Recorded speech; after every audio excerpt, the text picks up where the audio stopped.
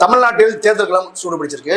இந்த சூட்டோட சூடா அனைத்து இந்திய ஜனநாயக முற்போக்கு கழகத்தின் நிறுவன தலைவரும் நுகர்வோர் உரிமைகள் பாதுகாப்பு கழகத்தின் தலைவரும் சென்னை உயர்நீதிமன்ற வழக்கறிஞருமான அரிமா முத்துக்குமார் அவர்களை நேர்காணல் ஒன்று சந்திக்க வந்திருக்கோம்.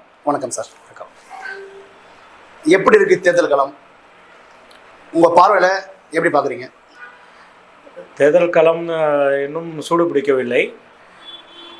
தேர்தல் ஆணையம் தேர்தல் தேதி அறிவித்த பிறகு இன்னும் நிலவரம் மிக விரைவாக சூடு பிடிக்கும். இது வரைக்கும் உங்களுக்கு ஒரு பார்வை இருக்கு இல்லையா, தேர்தலுக்கான பார்வை. அந்த பார்வையில் ஆளுங்கட்சியோட செயல்பாடு எப்படி இருக்கு? ஆளுங்கட்சி செயல்பாடு தினம் தினம் உங்களுக்கு அறிக்கையில் பார்த்தீங்கன்னா, தேர்தல் அறிக்கையில் சொன்னது ஒரு 10% கூட நிறைவேற்றலை. அதனால் மக்களும் அதிருப்தியாக இருக்காங்க. எங்களை மாதிரி இயக்கங்கள், அமைப்புகள், கட்சிகள்லாம் கூட இது வருத்தத்தில் தான் இருக்காங்க. அனைத்து இந்திய ஜனநாயக முற்போக்கு கழகம் ஒரு அரசியல் இயக்கமாக செயல்படுது. உங்களோட செயல்பாடு தமிழ்நாட்டில் எந்த அளவுக்கு இருக்குது? எந்தெந்த மாவட்டத்தில் நிர்வாகிகள் போட்டிருக்கீங்க? அரசியலுக்கான வேலைகளில் என்ன பண்ணிட்டுருக்கீங்க? நாங்கள் கிட்டத்தட்ட பார்த்தீங்கன்னா ஒரு 15 வருடங்களாக களப்பணியாற்றிட்டுருக்கோம். ஒரு 15 மாவட்டத்தில் எங்களோட மாவட்ட அமைப்பு செயல்பட்டுருக்கு. நல்லா செயல்பட்டுருக்கு. இல்லை, இதெல்லாம் தேர்தல் சமயத்தில் தான் ஒரு இந்த மாதிரி கட்சிகள்லாம் நிறையா புதுசாக வருவாங்க. நீங்கள் 15 ஆண்டுகளாக இருக்கின்றீங்க. ஆனால் கடந்த சில தேர்தலெல்லாம் உங்களெல்லாம் காணுமே, எங்கே போயிருந்தீங்க? இப்போ திடீர்னு ஒரு 2027 தேர்தல் வரும்போது தேர்தல் நேரத்தில் வர்றதுக்கான காரணங்கள் என்ன? இந்த நீங்கள் கேட்குற கேள்வி ஒரு தவறான கேள்வி. எப்படின்னு சொன்னீங்கன்னா, தேர்தல் நேரத்தில் தான் எல்லா கட்சிகளும் வெளியில் வருது.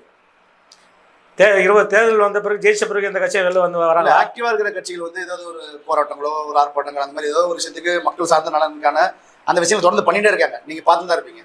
ஏதாவது ஒரு ஆர்ப்பாட்டம் போராட்டம் அந்த மாதிரி பண்ணிருக்காங்க. அவங்க தேர்தலை பெருசாக சாதிக்கலாம் கூட அவங்க இருக்கிறத காமிப்பாங்க.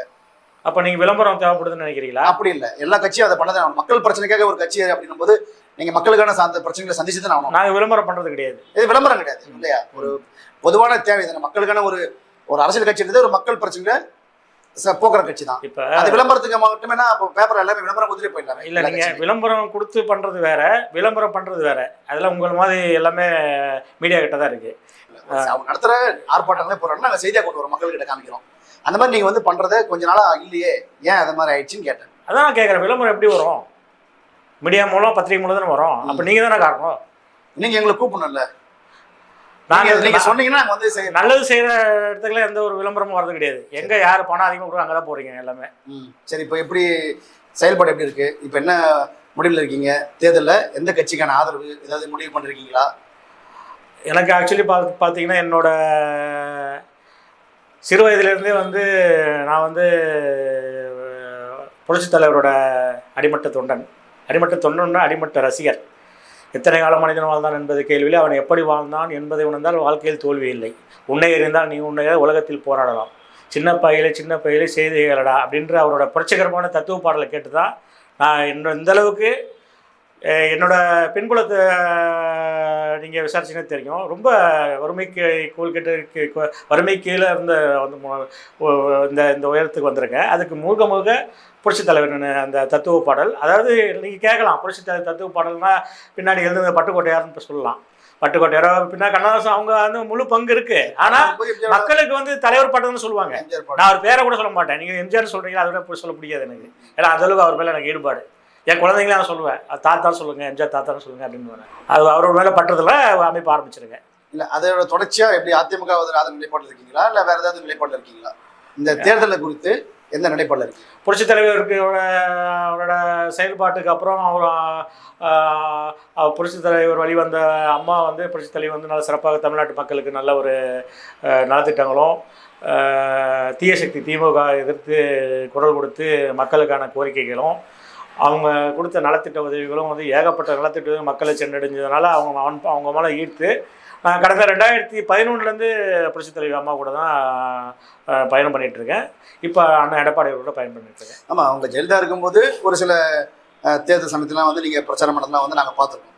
அதன் பிறகு ஜெயலலிதா அவர்கள் மறைவுக்கு பிறகு உங்களோட செயல்பாடு குறைஞ்சு போயிட்டு தான் நான் என்னோட கேள்வி. அதுதான் நான் முதல்ல கேள்வி கேட்டேன், இப்பவும் அதான் கேட்குறேன். செயல்பாடு குறைஞ்சதுன்னா விளம்பரம் நாங்கள் பண்ணுறது கிடையாது. ஓகே, விளம்பரம் பண்ணாமல் செயல்பட்டு தான் இருக்கோம். ஓகே, என்னென்ன பண்ணிருக்கீங்க? மக்களுக்கான போராட்டங்கள் என்னென்ன கையில் எடுத்துருக்கீங்க? எத்தனை கால மனிதன் வாழ்ந்தான் என்பது கேள்வி மாதிரி மக்களுக்கான சேவை வந்து நம்ம சொல்லக்கூடாது. நீங்கள் கேட்டுக்கலாம், தெரிஞ்சுக்கலாம். அதுக்கான வந்து நீதிமன்றத்தில் நிறைய வழக்குகளை கொடுத்து அதுக்கான சாட்சியங்களும் என்கிட்ட இருக்குது. நீங்கள் வேணால் அந்த விட்னஸ் கூட உங்களுக்கு. சரி, இந்த தேர்தலில் என்ன செயல்பாடு இருக்கும்?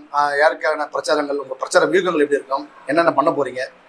முழுக்க முழுக்க எப்படி வந்து ராமருக்கு சேதுபாலம் கட்ட அணில் உதவி போன்று அண்ணன் எடப்பாடி இருக்கு நாங்கள் உறுதுணையாக இருப்போம். அதிமுகவோட அந்த உட்கட்சி விவகாரங்கள் பார்த்துருப்பீங்க. கட்சிகள் 2 ஆச்சு. இப்போ ஓபிஎஸ் கூட திமுக சேர்ந்துட்டாரு. அதுக்கப்புறம் அதிமுக அந்த பழைய கட்டமைப்பு இருக்கா? பழைய கட்டமைப்பு இருக்கிறதுனால இந்த அளவுக்கு மக்கள் எழுச்சியாக புரட்சி தமிழ் எழுச்சி பயணம் இருக்குது.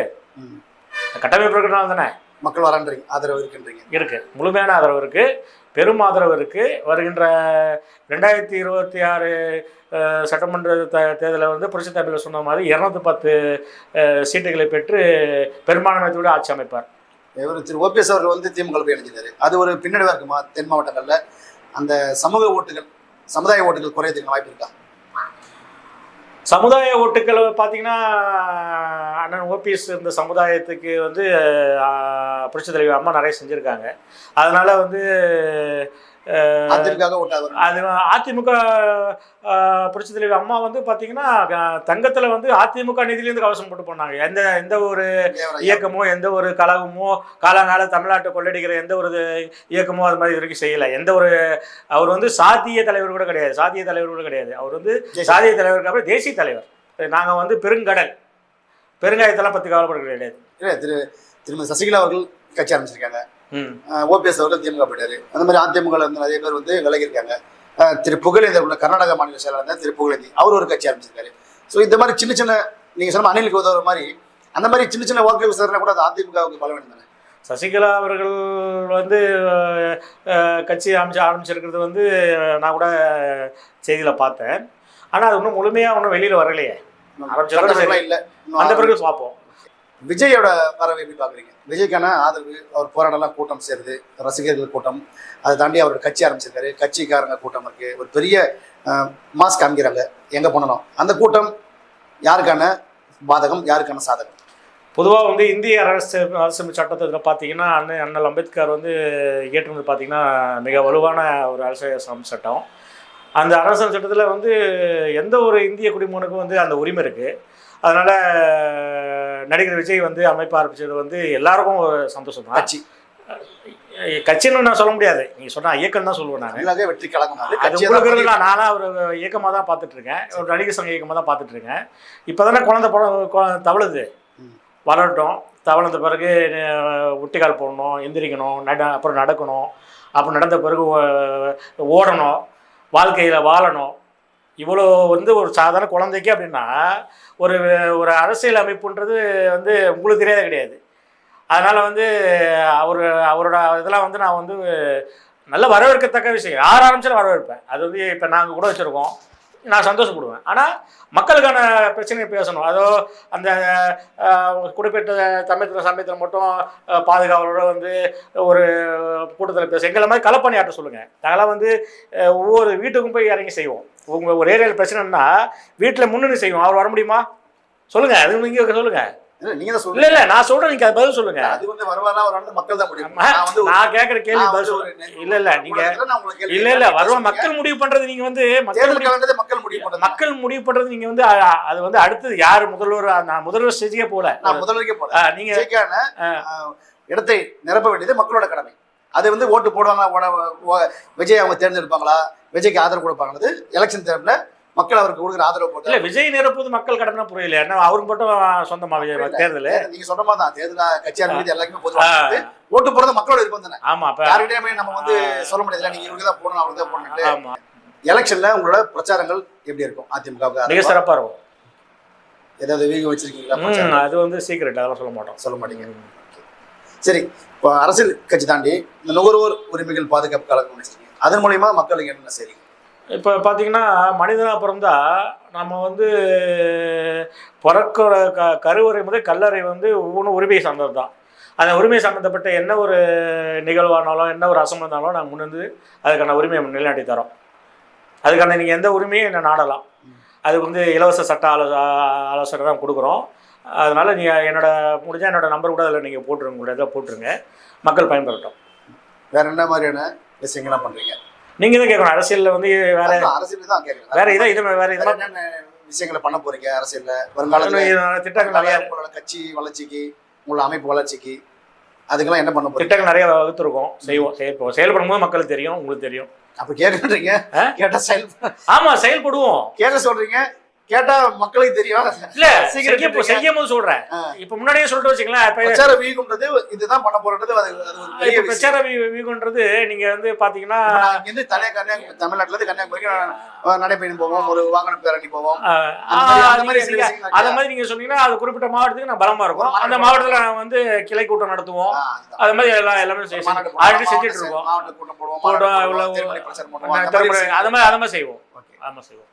ஏன்னா வெறும் நம்ம மக்களை சந்திக்கணும்னா அந்த மாதிரி விஷயங்கள்லாம் பண்ணாதான். இல்லை நான் சார் அப்படி ஒவ்வொருத்தரும் பார்த்ததுனால இவ்வளோ உங்கள்கிட்ட சொல்லிட்டு இருக்கேன். அதானே சொல்கிறேன். பார்த்ததுனாலே மக்கள் பிரச்சனை எனக்கு தெரியும். சாதாரண ஒரு குடிமகனுக்கு என்ன பிரச்சனை இருக்குது, பெரிய அளவில் அவங்களுக்கு என்ன பிரச்சனை வரைக்கும் நமக்கு தெரியும். ஏன்னா நான் அந்த பணி தான் பண்ணிகிட்டு இருக்கேன். அப்போ எங்களுக்கு இன்னும் வந்து அது இன்னும் செய்யணும். ஆவட்டத்தில் எங்கள் நிர்வாகிகளும் செய்கிறாங்க, எங்களோட இதை நிலைநாட்டுறாங்க. நிறைய திட்டங்களை வந்து முதலமைச்சர் அறிவிச்சுன்னு இருக்காரு. திமுக அடுத்த ஆட்சிக்கு வந்து அடுத்த 5 ஆண்டுகளில் இதெல்லாம் செய்ய போகிறோம் அப்படின்ற மாதிரி நிறைய திட்டங்கள் இப்போ அறிவிச்சிருக்காரு. ஸோ இதெல்லாம் வந்து மக்களுக்கு ஒரு இம்பாக்ட் ஆகாதா மீண்டும் திமுகவோட அரசு அமையறதுக்கு? அறிவிப்போட சரியாது, அவ்வளோதான். வந்தா பார்ப்போம். சரி, அதிமுகவோட வெற்றி வாய்ப்பு எப்படி இருக்கும்? முன்னாடி சொல்கிறேன், 210 இதில் வந்து நாங்கள் தனிப்பெருமான ஆட்சி அமைப்போம். ஓகே. எடப்பாடியார் செயல்பாடு எப்படி இருக்கு? மிகவும் திருப்திகரமாக இருக்குது. வேற என்னென்ன கட்சிகள் கூட்டணிக்கு வருவாங்க? அதிமுகவில் இருக்கிற கட்சி போதுமா, இல்லை வேற எந்த கட்சிகள் வருமா? அதாவது வெளியில் வந்து நீங்கள் சொன்னீங்களே விளம்பரத்தில் தெரிஞ்சது சில கட்சிகள், ஆனால் நிறைய அமைப்புகளும் சங்கங்களும் வந்து ஆதரவு கொடுத்து தான் இருக்காங்க. அது கொடுப்பாங்க, இன்னும் கொடுப்பாங்க. தேர்தல் கட்சி சார்பாக ஒரு மக்கள் பிரதிநிதி ஆகிறதுக்கான வாய்ப்பு இருக்கா இப்போ இல்லைன்னா கூட வருங்காலத்தில்? கண்டிப்பாக இருக்குது. பேசியிருக்கோம், அண்ணன் எடப்பாடிகிட்ட பேசியிருக்கோம். அவரும் அதுக்கான இது வந்து நமக்கு வாய்ப்பு வரும்போது கொடுப்பாருன்னு நம்புகிறோம். அதுக்கான வேலைகள் இப்போ ஆரம்பிச்சு அதுக்கான வேலைக்கு எப்போ 2015 ஆரம்பிச்சிட்டோம். தமிழ்நாட்டில் வந்து தனியாக ஒரு வாக்கு சதவீதம் வச்சிருக்கவர் சீமான் மட்டும் தான். ஏன்னா எல்லா தேர்தலையும் வந்து தனித்து போட்டிடுறாரு, தனக்கான வாக்கு சதவீதம் இவ்வளோ இருக்குன்றதை நிரூபிக்கிறார். மற்ற எந்த கட்சியுமே கூட்டணி அமைச்சு தான் போட்டிடுறாங்க. ஏன் அவரோட அந்த கெட்ஸ் வந்து மற்ற கட்சிக்கு வரமாட்டேன், தனித்து போட்டிடு? அண்ணன் சீமான் தேர்தல் கள பணியாற்றுறது மிக சிறப்பானது தான். அது வந்து சொல்லுவாங்க, ஒரு பழமொழி சொல்லுவாங்க விவசாயத்தில், விரலுக்கு இழுத்த நீர் வந்து வீணாக போனது. பண்ணி என்ன பிரயோஜனம் சொல்லுங்கள்? மக்களுக்கு ஏதோ பயன் இருக்கா? அவர் வந்து மக்களால் ஒரு பிரதிநிதித்துவமாக ஒரு 236 தொகையில் தேர்ந்தெடுத்தா சட்டசபையில் பேச முடியும். வெறும் 8% ஓட்டு வாங்கி 9% ஓட்டு வாங்கி இப்போ 8% கடந்த தேர்தலில் 8% ஓட்டு வாங்கினார். இப்போ அதிகபட்சம் மிஞ்சி போனால் 1% வாங்கி 2% 10% ஓட்டு வாங்க. அப்படியே கொஞ்சம் கொஞ்சமாக தான் அவர் இன்வெஸ்ட் பண்ணி போகிறாரு. அவர் இப்போ இல்லைன்னா கூட இப்போ பாஜக வந்து ஒரு அஜெண்டா வச்சிருப்பாங்க. 2036 தான் அவங்க எல்லாத்தையும் சொல்லியிருக்காங்க. சரி, ஆனால் அவங்க தேர்தல் காலத்தில் இருக்காங்க. ஆனால் அவங்க 2036 தான் தமிழ்நாட்டில் தங்களுக்கான இலக்கு நிர்ணயிச்சிருக்காங்க. அந்த மாதிரி திரு சீமான் அவர்களும் ஒரு இலக்கு நிர்ணயிச்சிருக்காங்க இல்லையா? அதுக்காக தன்னோட வாக்கு சதவீதத்தை கொஞ்சம் கொஞ்சமாக இன்க்ரீஸ் பண்ணினே போறாரு. கொஞ்சம்னா நீங்க சொல்றது எப்போ நடக்கும்? அது எப்போ நடக்கலாம்? அவருக்கு நடக்கலாம், இல்லை அவருக்கு பின்னாடி யாரும் நடக்கலாம், நாம் தமிழர் கட்சி யாருக்கு நடக்கலாம். அதிமுக அப்படிதான் இருந்துச்சு இல்லையா? எம்ஜிஆர் இருந்தாரு, அதுக்கப்புறம் ஜெயலலிதா அவர் வந்தாங்க, அதுக்கப்புறம் இப்போ எடப்பாடி வந்திருக்காரு. அந்த மாதிரி சீமான் இருக்காரு, அதுக்கப்புறம் அவர் யார் வேணா வரலாம். அந்த இயக்கத்தை எடுத்து நடத்துறவங்க கையில் அது போகும்போது அதுக்கான சாத்தியக்கூறு இருக்குமா? இப்போ இதுக்கான பதில் கரெக்டாக உங்களுக்கு கொடுக்குறேன். இப்போ புரட்சித் தலைவர் இருந்தாங்க, புரட்சித் தலைவர் அம்மா இருந்தாங்க, எடப்பாடி தான் சொல்கிறீங்க. இருந்தாங்கன்னா மக்களுக்காக இருந்து பிரதிநிதித்துவமாக சட்டசபையத்தில் நின்று பாராளுமன்றத்தில் இருந்து கோரிக்கை செஞ்சு கொடுத்தாங்க. இவருக்கு அப்புறம் சூழ்நிலை இப்போ நாம் தமிழர் கட்சியை வந்து இப்போ சீபாதை ஆதித்தம் ஆரம்பித்த கட்சி தான் அது. இவருக்கு அப்புறம் இவர் வந்திருக்காரு. மேபி வந்து இல்லை அது என்ன அஜெண்டா அது வேணா வந்துட்டு போட்டோம். இப்போ இந்த மாதிரி இன்னும் 10ஓட 11 இருக்கிறது வந்து அந்த அளவுக்கு முக்கியமான என் மனசுக்கு படுது. வேற ஒன்றும் கிடையாது. நான் வந்து ஒரு ஆதங்கத்தில் சொல்கிறேன். அதை வந்து என்ன பண்ணால் இவர் வந்து ஒரு எழுச்சியாக உருவாகணும்னா அவர் தான் நல்ல முடிவு எடுக்கணும். காங்கிரஸ் திமுக கூட்டணி இருக்கு, ஆனாலும் ஒரு இழுபறியோட தான் உத்தியாச்சு. அதை எப்படி பார்ப்பீங்க? காங்கிரஸும் திமுக விட முடியாது, திமுக காங்கிரஸ் விட முடியாது. புலிவாலை பிடிச்ச மாதிரி. எப்படின்னு கேட்டிங்கன்னா, இப்போ திமுக வந்து கிட்டத்தட்ட பார்த்திங்கன்னா ஒரு 18 சாதி அமைப்பை ஒன்று சேர்த்து ஆளுக்கு ஒரு சீட்டுன்னு சொல்லி தொகுதி பங்கீடு போட்டு பண்ணியிருக்காரு. எல்லாரும் உதயசூரிய சின்னத்தில் நிற்கிறாங்க.